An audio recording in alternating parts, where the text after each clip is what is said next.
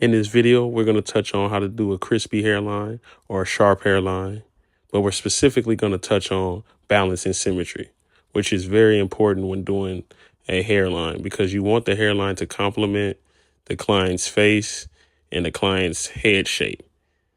So let's jump into that and let's go. So here we go. We start off in the middle.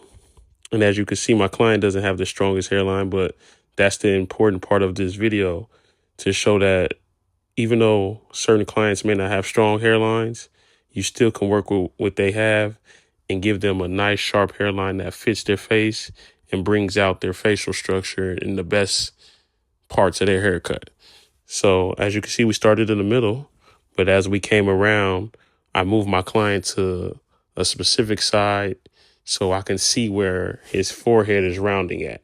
You want to understand that the forehead rounds. So picture you trying to draw a line on a basketball.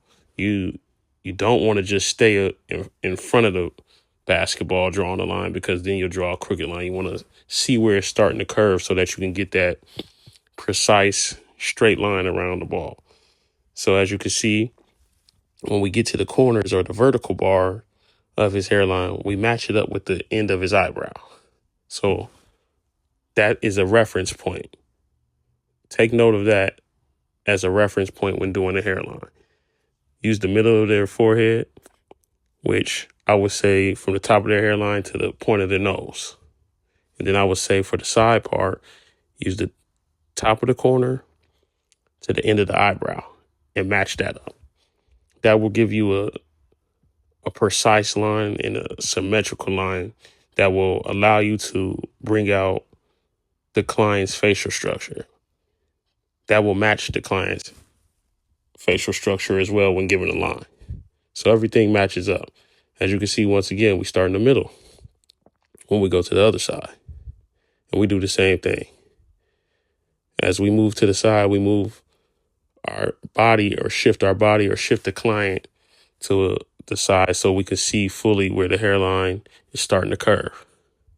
And once again, you don't want to push back, even though sometimes your client doesn't have the strongest hairline. Even if you have to give a little bit of a pushback, you don't want to go back so far creating a new hairline for them. You just want to bring out what they already have.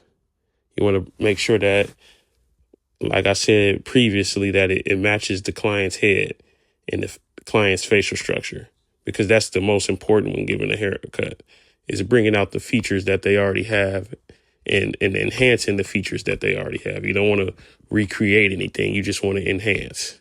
And that's what we do as barbers. We enhance, not just with enhancements, but actually truly enhance with these clippers and these fades. And you want to make sure that every haircut fits your client, whether that's the fade or whether that's the hairline as well.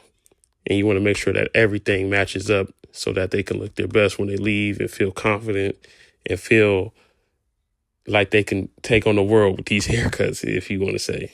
And, of course, these clients want compliments. So you want to make sure that you do that for them so that they can be their best. But like I said, make sure you focus on the client's facial structure and how their hair or their forehead rounds. So there you go.